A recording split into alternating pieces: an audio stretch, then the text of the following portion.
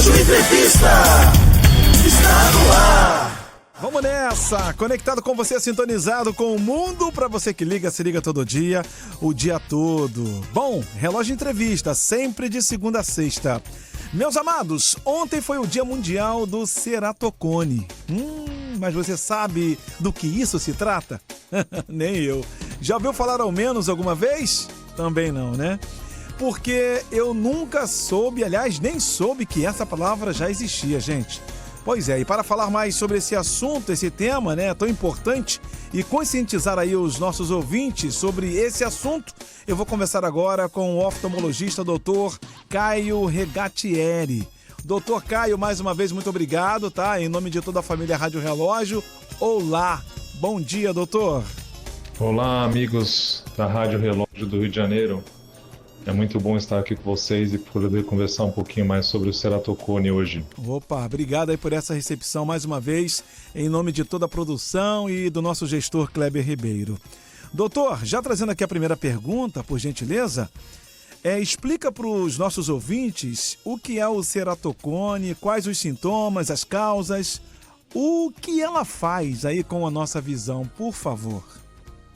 O ceratocone é uma alteração da curvatura da córnea, que é a parte anterior do olho e que funciona como uma lente do nosso globo ocular. A córnea ela fica mais pontuda e isso causa uma alteração da visão, ou seja, a visão fica mais embaçada e começa a aparecer também um alto grau de astigmatismo. Essa alteração, o ceratocone, ocorre geralmente na infância mais tardia, né, lá em torno de uns 10, 11 anos. Sim. E piora na adolescência, quando a gente consegue ver com maior frequência pacientes com ceratocone. Então é uma alteração especificamente da córnea, da curvatura da córnea, que é a parte anterior do nosso olho. Meus ouvintes, os meus ouvintes, né, melhor dizendo, ou o nosso ouvinte que está sempre acompanhando a nossa programação, e recomendo, né, não só eu como o senhor também, é bom que façamos aí os exames oftalmológicos todos os anos, né, doutor? Anualmente. Doutor, agora a segunda pergunta aqui é a seguinte, doutor. É verdade que pacientes alérgicos têm mais chances de desenvolver essa doença? Se sim, por quê? E que outras pessoas se incluem nesse grupo de risco, hein, doutor? O ceratocone tem uma relação direta com a alergia. Isso por dois motivos, né? Existem duas teorias. A primeira teoria, que é mais fácil de entender, é porque as pessoas coçam, isso causa um aumento também da pressão intraocular, fazendo com que haja uma protrusão da córnea, uma alteração que a córnea fique mais pontuda. Mas também existem hipóteses, existe a hipótese também de que a alergia libera alguns fatores que vão degradar a córnea e por isso que a córnea fica mais frágil e dessa maneira ela fica mais pontuda. Então, quem é alérgico, é sempre importante usar colírio antialérgico e qualquer um deve evitar de coçar os olhos, porque coçar os olhos não só altera essa curvatura da córnea, mas também pode causar outros problemas como o descolamento de retina, principalmente em pessoas que têm uma alta miopia. Tá aí a dica do doutor, né? Doutor Caio Regatieri, explicando para você não coçar os olhos. Bom, gente, só lembrando você que ligou o rádio agora aqui pelas ondas amigas da Relógio, ou está acompanhando a nossa programação pelo site e de repente ligou o rádio agora, ou está acompanhando desde cedo, a gente está falando aqui com o doutor Caio, né? Doutor Caio Regatieri. Estamos falando aqui sobre o cuidado com o ceratocone. Pois é, porque ontem foi o Dia Mundial do Ceratocone e a gente está querendo saber de vocês, né? Do que isso se trata, se você conhece, já ouviu falar alguma vez, tal. Porque eu nunca soube, gente, que essa palavra existia. E o doutor está tirando aqui todas as dúvidas, né? Sobre como se conscientizar aí sobre os nossos ouvintes. Aliás, conscientizar os nossos ouvintes sobre esse assunto tão delicado. Doutor, a nossa querida ouvinte aqui, a Marluce, que é moradora do Jardim Primavera, Duque de Caxias, aqui no Rio de Janeiro, está perguntando o seguinte: a cura ou o tratamento para o ceratocone ou não? O ceratocone ele não tem uma cura específica, ele tem um controle. Então, primeiramente, quem é alérgico usar colírio antialérgico para evitar de ter coceira nos olhos, de coçar, ter o ato de coçar os olhos. Hoje também existe um laser que chama crosslinking, que deixa a córnea mais rígida e isso também impede a progressão do ceratocone. E em casos mais severos, mais graves, mais avançados, a gente pode colocar um anel intracorneano que vai regularizar a córnea. Em casos extremos, o transplante de córnea se torna necessário para que a gente consiga regularizar a córnea e dessa maneira a pessoa usar um óculos ou uma lente de contato.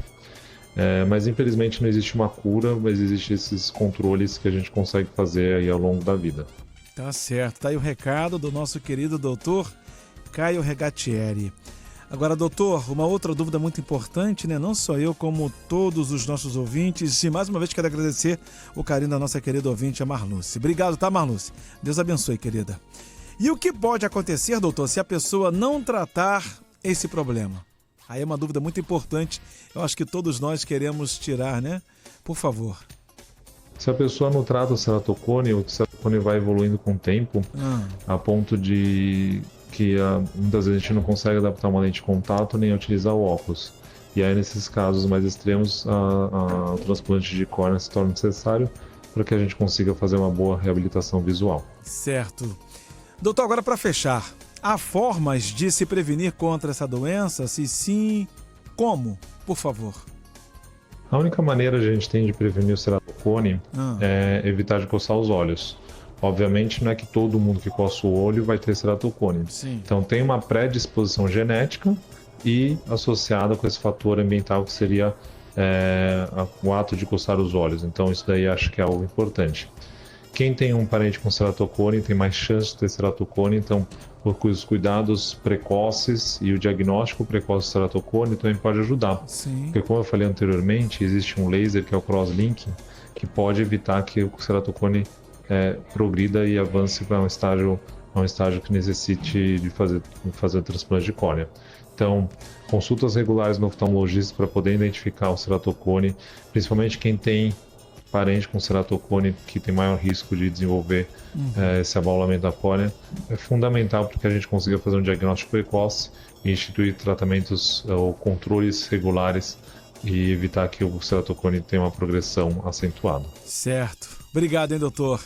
Gente, tá aí, eu conversei com o oftalmologista, doutor Caio Regatieri, falamos aqui sobre ceratocone.